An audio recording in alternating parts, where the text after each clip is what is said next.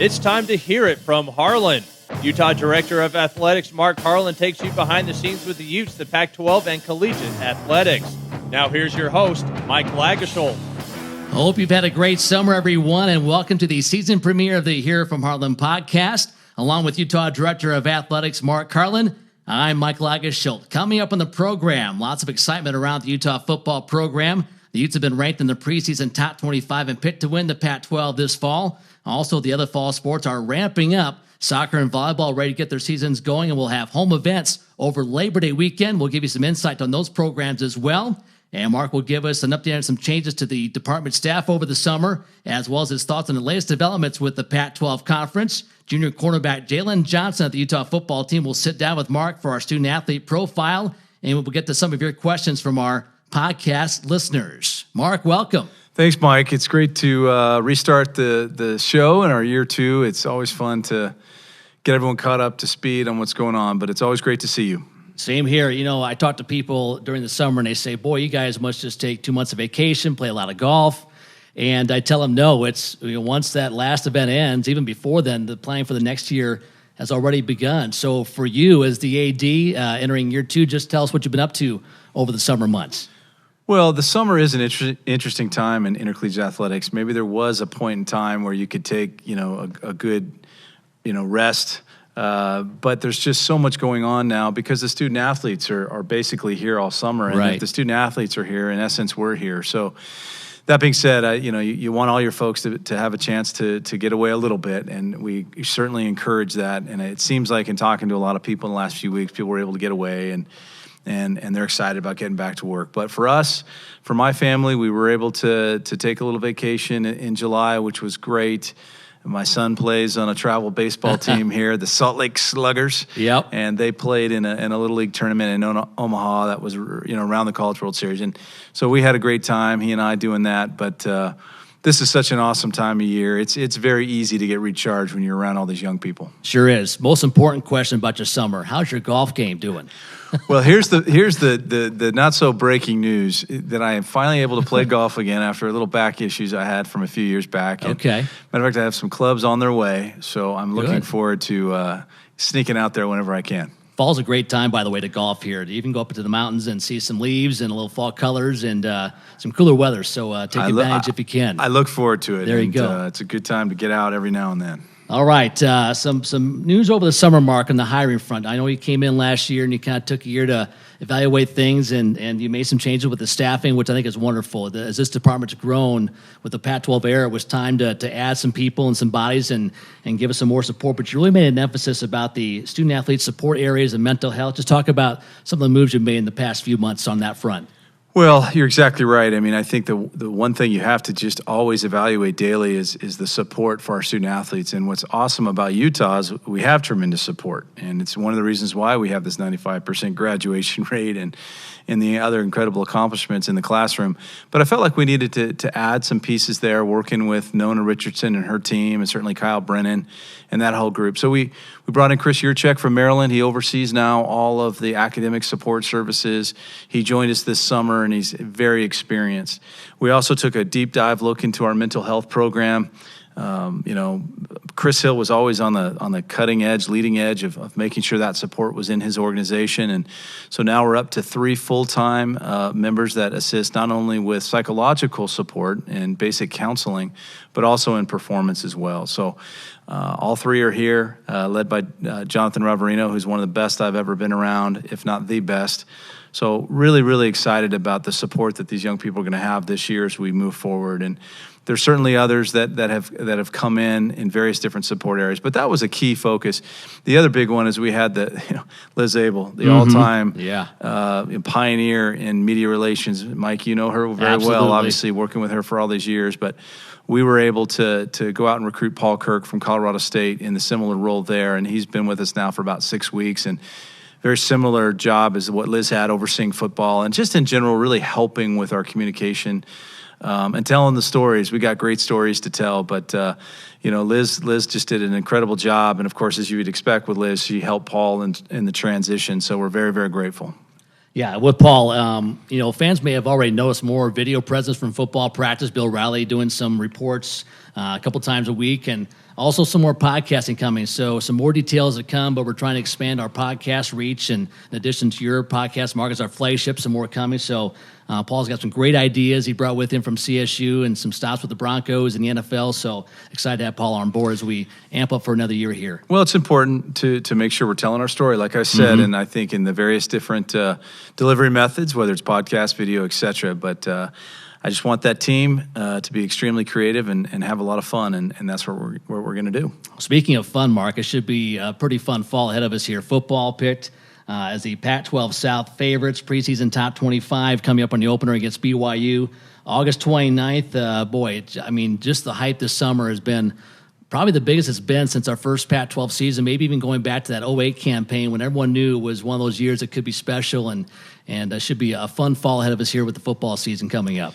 Well, there certainly is, like you say, a lot of excitement, and as it gets closer, you can almost feel it building on a day-by-day basis, and that's what you want. You want your team to be talked about. You want your team to be in the limelight. I think the moment that we found out we were going to be picked to win the league in Los Angeles a few weeks ago, Media Day, was a moment to really reflect about how far the program has come, and it takes such a village to get to that point. Right. You celebrate it. Now, it does not take 1 ounce of effort away from the work that needs to be done. My gosh, you got to work even harder. You talk about the BYU game. I didn't realize until, a few months back that this was the first time the teams had played leading the season. And I've talked to Tom Holmoe about that, and he says the same thing. It's just a different feeling in the air, and I think our student athletes feel that too, and so it'll be quite a night on a national televised audience, and appreciate all the Ute fans that will be down there with the team, and those that can't be to be supporting on TV. But the guys are working hard to get there. I know you started this process last year with your external group just to improve the game day atmosphere, and already it's been tremendous. Sellouts going all the way back to 2010, now 57 straight, I believe it is. But you've just said, hey, we can do a better job still with the game day atmosphere, the idea that you have to be there in person to enjoy it. I know one initiative this year is the Tailgate Guys, a new tailgating group that's a national group, has signed on with us. Go to tailgateguys.com for more details, or call 801-386-2404. They're high-end. They do tents, they do chairs, coolers, dish, satellite TV. So that's one thing new for fans. Mark, anything else you've got on the horizon for fans when they come to that home opener at Rice Eccles in a few weeks? It's the continuation of the great work that the external staff did last fall and into. Certainly we took some of those same things into the arena.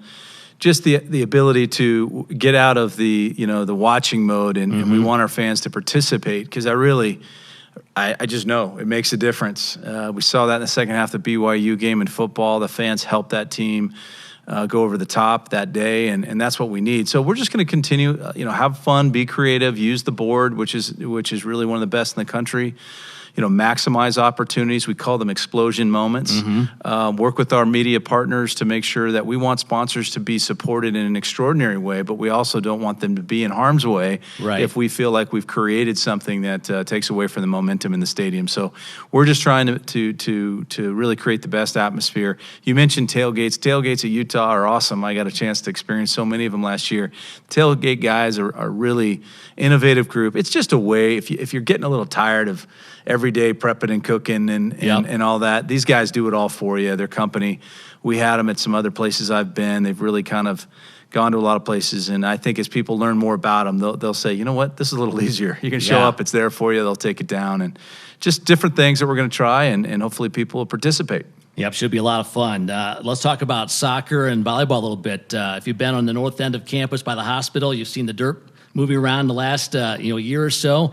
A new soccer lacrosse venue coming online here for the home opener for soccer on Friday, August 30th. It's going to be an awesome facility. The turf is down. We're ready to go. And just talk about the excitement around that new facility for two of our premier programs.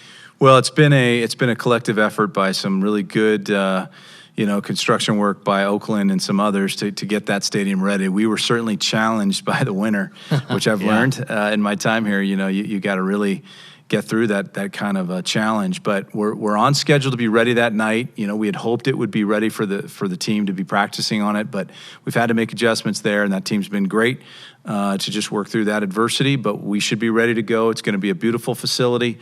I look forward to getting that season underway for women's soccer. Remember, women's soccer really surged at the end of last year. We saw a lot of young players really come on, so it'll be fun to see where they are when we get going again. Okay, one other quick note. Volleyball picked 5th in the Pac-12 preseason poll. That's their second highest preseason ranking. Beth Lanier, how about this?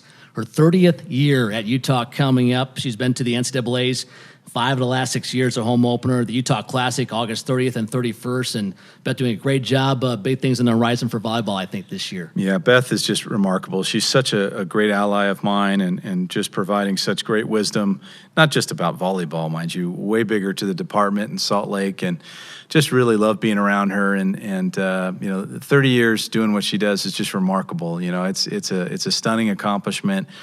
And her team has just been really fighting and just doing great. I remember going down and watching them fight against BYU, eventually made the Final Four. But we got a lot of returning players, obviously led by Miss Drews. We're excited about her getting out there again this year. I saw she was just named All Pac-12 preseason. So, yes, that sport is upon us. They're reporting as we speak, and it'll be an exciting fall for them. All right. Also, Mark, Utah Women's Cross Country opens its season at the Utah Valley Invitational on August 31st. That's in Orem, Utah. Men's golf gets its fall schedule started in September, as does men's and women's swimming. The tennis teams get things going in October, and we'll have more on those sports in upcoming shows.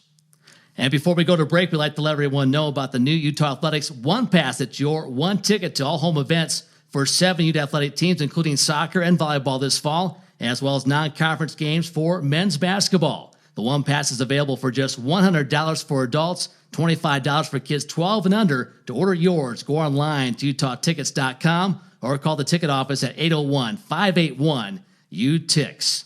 Jaylon Johnson of the Ute football team has just stepped off the practice field. He'll join Mark for his one-on-one segment when we come back with more of the Here From Harlan podcast in just a moment.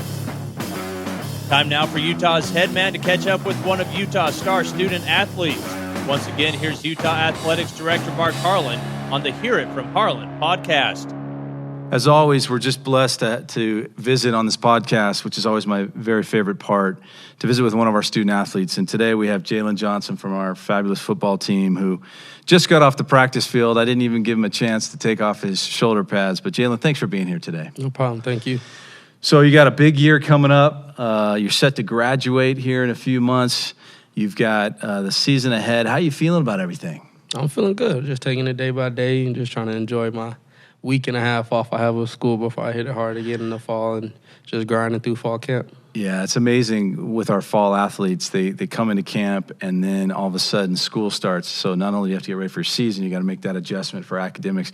But this is your third year going through that. You feel like you got all the tricks to get that accomplished? Yeah, it's just a mental game, just staying in tune mentally in the classroom and just in the film room, on the football field, just trying to stay focused in everything you do.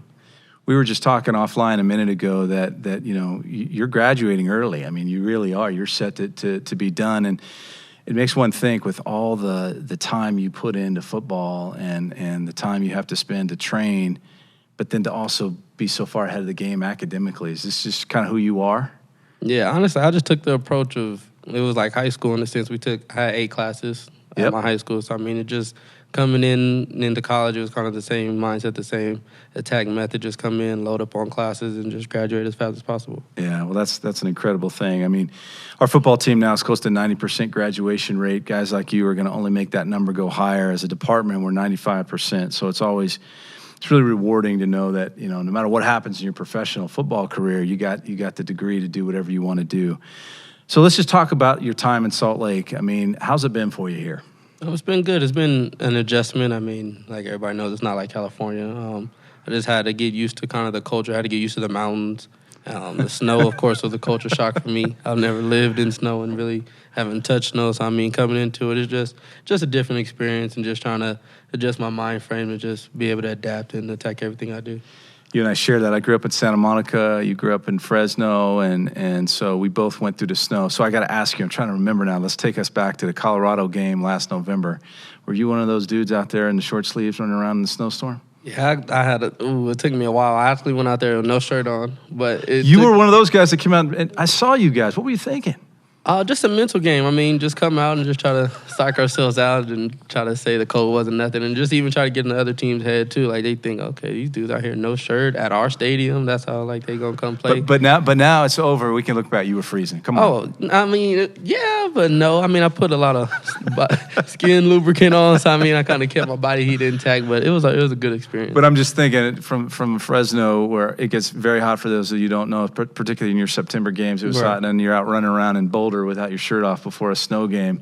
But I mean, I think the adjustment I've seen from our California student athletes to here has been really good. I think you're right. I think it's a place to really, from my opinion, get yours, but you can study here, you can train football, whatever sport you're in, and really focus. Right. Now, that was one of my biggest decisions and things coming into it, just being able to know that this is a place I can focus in and really just handle my business. I know this is not a party school or a school that people go to really have fun and just go all out, but I just wanted to come in and kind of take care of my business on the field and in the classroom. Well, you certainly have done that. So I get a lot of questions when I'm out and about, and certainly after Pac-12 Media Day came up a lot. All of as we look forward into this year, all of the accolades, which my line on that has been, that's really cool, right? You want people talking about you. You want people talking about the team.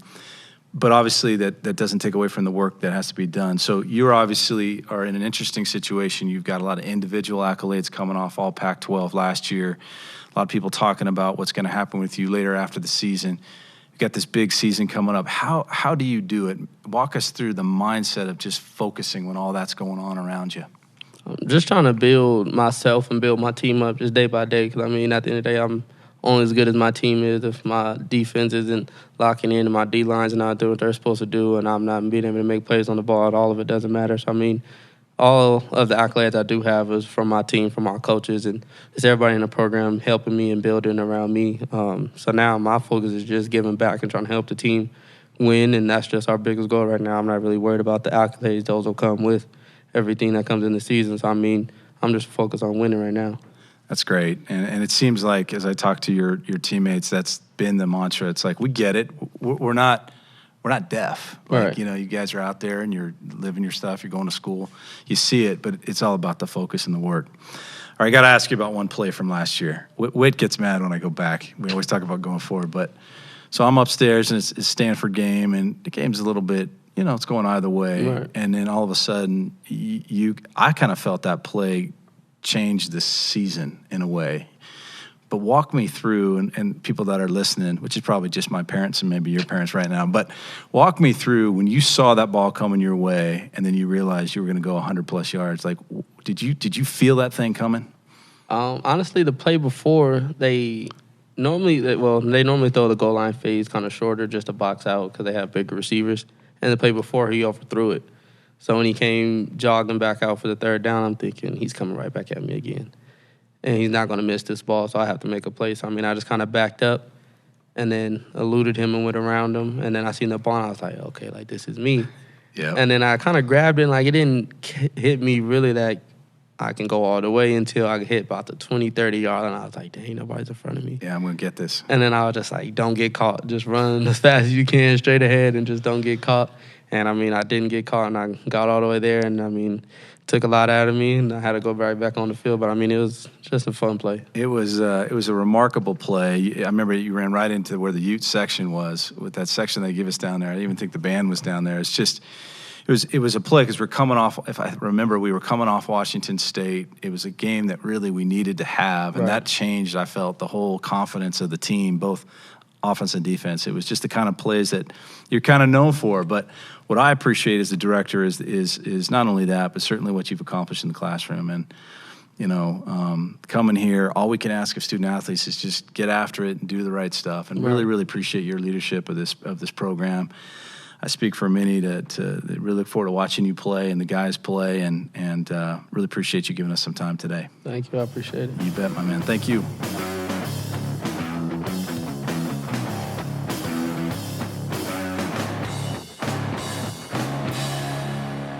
And welcome back to the August edition of the Here From Harlan podcast, along with Mark Harlan. I'm Mike Lagashow. We just heard from Jaylon Johnson, and, Mark, I tell you what, a lot of hype around this team. Phil Steele named the defensive front for Utah the best in the country last week. But in this conference, the ball's in the air a lot. That secondary will be tested, and have guys like Jaylon back there. If feel pretty good about things, but what a great story. Ready to graduate, 3 years on campus. He'll be a 3-for-3 guy, and just a tremendous individual. Yeah, he's terrific, and that's why it's so fun to be able to have these conversations for people to see or listen to, I should say, the kind of kids that we have here. And for Jaylon to, perform as well he does athletically, but in the classroom, I mean, he is going to graduate in 2.5 really years, and it's a tribute to him and what he knows is important. So awesome kid, and can't wait to watch him play. All right, some other football news over the summer, Mark. The Pac-12 championship game will be moving to the new stadium in 2020 and 2021. It's Allegiant Stadium, new home of the Raiders. You talked about that it might be coming and told us about that last spring. Also, the Vegas Bowl moving to the new stadium in 2020. Pac-12 now against Big Ten or SEC. A couple of big news there in the football front for the Pac-12 conference. Really pleased with the Pac-12 staff and how they manage. This is the last year, Mike, as we go into the bowl cycle. So this year will be the last year. And so they've worked really hard last year. ADs were involved, and out came, I think, a really good go-forward piece for us. So I think the championship in Vegas is going to be a big step for us. I think we're going to see a lot more fan participation. We've seen that certainly with the men's and women's basketball tournament now. So I think that's a great move. And then the Las Vegas Bowl and the ability to really get after an SEC and a Big Ten opponent every other year, I think is a big step forward. And of course the other bowls. So there's more revenue involved in there. I think there's more abilities for fans to get involved. So real credit to Jamie Zinovich, Commissioner Scott and his team, and to get that done for us. Also, one other news item in the last couple of weeks, the possibility of 10 a.m. Mountain Time kickoffs has been discussed and floated. And from what I've heard, those games will be on Big Fox, the regular Fox broadcast network, which is tremendous exposure following their new pregame show featuring, by the way, former Utah head coach Urban Meyer and some others. Your thoughts on some early kickoffs maybe this season? Well, I think in the early kickoffs, that obviously kind of generated into probably a bigger topic than the reality of it is coming out of Pac-12 Media Day. It was a subject where, we're trying to figure out the best way to move the brand forward of the Pac-12. We know that winning games is the most key thing, and obviously we're all going to do the best as we can on that. But when it comes to looking at every possibility to help us, that was one that we thought, well, let's go back to our campuses and kind of look into it. For us, it would be a 10 a.m. start. Mm-hmm. We're not going to have any of that this year. No one needs to worry about that. But we'll continue to explore that or other things that make sense. But the fans and the experience of our fans, and of course our student athletes and what they have to go through, are going to be the first and foremost thing that we'll think about. But important to note that none of that will affect Utah this year. Okay, very good. Before we move on to some fan questions, let's talk a little basketball here, Mark. I know you've been out to practice, the men's and women's teams on campus all summer working out. You've had a chance to watch. Just what have you seen from those two groups over the summer? Yeah, the rules changed a few years ago, allowing for practice sessions through the summer to keep everybody together, obviously, and obviously practice their craft. Really, impressed with both gyms, I should say, just in terms of obviously working together. We've got new faces on both those teams, and so the summer's a critical period to work, but excited about all the young people in those programs. Some news on men's basketball with the NCAA probation being announced. So your take on what happened there? It's a long process. It was one of those things where I got briefed on when I first got here that there was some recruiting questions in terms of recruitment of one of our student athletes. I had a chance to look at it. I've known Larry Kristoviak obviously from afar. Now I work with him daily, and I know what kind of integrity he has. And so once I came to the determination that it was an honest misread of the calendar, they self-reported it, and all those things. We just work with the NCAA to kind of work our way through it. It takes a while when you go through that kind of a process, but where we ended up was we self-imposed penalties that a lot of them we've already served last year. So we move forward. We're glad it's over.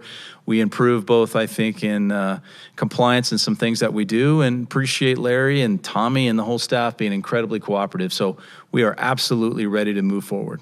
All right, let's get to some fan questions that came in via Twitter from our listeners. The first one asking about this new stadium in Vegas, Mark, about perhaps some season opening marquee games over Labor Day weekend, some neutral site games. Any thoughts from you in terms of Utah's participation in those down the road? Well, it's certainly going to be a stadium that's going to be in play for that. And, they're still actually getting organized in Vegas. We were able to become the first group to really cut a deal with them outside the Raiders and UNLV as far as the Pac-12 championship game. But we will also, we will absolutely, I should say, have our antenna up for opportunities. It is going to be a very, very special stadium. And if there's an opportunity that makes sense for Utah, we'll certainly explore it. As you mentioned, an easy drive down I-15, 6 hours to there, lots of entertainment options while you're in town. So exciting news on the Vegas front with football in the Pac-12 Conference. A couple more questions, Mark, on football scheduling. We got a bunch that came in. We announced the Arkansas series a few weeks ago. Just kind of your take on where we move with the football schedule from this point going forward in terms of non-conference games. Well, I really felt like this summer it was time to look at way ahead, and some colleagues have been scheduling games, and so we thought an SEC opponent coming to Salt Lake was something we wanted to try to achieve, and Arkansas was agreed to do that. The AD there is a good friend. It's a great program, a lot of history. I've been to Fayetteville more than a few times. I think our fans will absolutely love going there when that time comes. Although I am reminded that I do believe that the players in that particular game, I think, are in 3rd and 4th grade right now. So we do have to keep that in perspective. But scheduling is far out, and you gotta kind of stay on top of it, or else things go. As far as I saw some of the other questions, and I think in general people are asking about our in-state teams. BYU, I've stated it before, we're going to continue to play BYU. It's a rival. We're excited about that. If there's ever a year that makes sense, as I've said before, then BYU and I will talk through it, Tom and I, and see if it makes sense for both. And then the rest of the in-state teams, if it makes sense, if it fits, if it's something that in that particular year, then absolutely we would do that. There's nothing off the table is really the answer to those questions. All right, very good. Also, Baylor, Houston, BYU on the schedule, non-conference-wise. You can check it out at utahutes.com with the dates and the years, but some good news on the football non-conference series front for sure with that Arkansas series being locked in. Before we go, Mark, kind of a milestone for you. This is the official start of your 2nd year, and I know you had a busy first year just sort of evaluating and making some changes with staffing, as we talked about in our first segment, but kind of big picture for you. Goals, aspirations for this department in your year 2 as the AD of the Utes. Well, I think the first thing is the evaluation of the staff is shown me that we have incredible people that work here, and just that's going to carry the way, and that's coaches and administration and everybody involved. And of course, our student athletes, the level that they're working at, classroom, community, and certainly in competition has been really incredible to be around and be a part of. I think going forward, we're really going to focus in on fan experience. It's got to be the best in the country, and we're going to continue to drive forward on that. We've got major facilities that we're working on. The South End Zone, we're in major heavy design for that, working with the companies that do that kind of work, trying to finish off our fundraising in short order. So we got a lot going on with that project. We've got the soccer stadium we talked about. We're going to do an indoor golf facility that we're going through the approval processes now. We want to keep an eye on the Huntsman Center and make sure that incredible building, which is turning 50 this year, right. We'll be celebrating that throughout the year, making sure that we're doing the things we need to do to keep that building as special as it is now. So a lot of facility work, it's always very important. And just, again, making sure we're providing our coaches and student athletes what they need to win, in classroom and in competition, because that's the thing. And if you keep the thing, and I think we got a shot. And we saw teams in the postseason last year. We want to see more teams in the postseason. How can we help them? How can we help the kids do that and the coaches do that? So those are key upfront goals. And, looking forward to working with the staff as we, start getting beyond the 12, get into that 36, 48-month period, and we'll be working on that as well.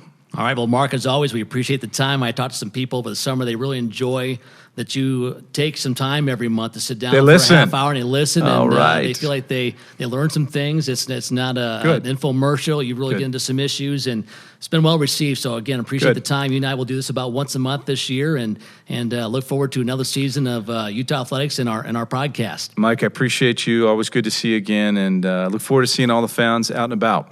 All right, time to put the ball in the air in a couple of weeks. That will do it for the August edition of the Here From Harlan podcast. For Mark Harlan, I'm Mike Lagerschultz. Until next time, so long, everybody. This has been the Hear It From Harlan podcast. Subscribe and listen all year long as we keep you up to date on Utah athletics.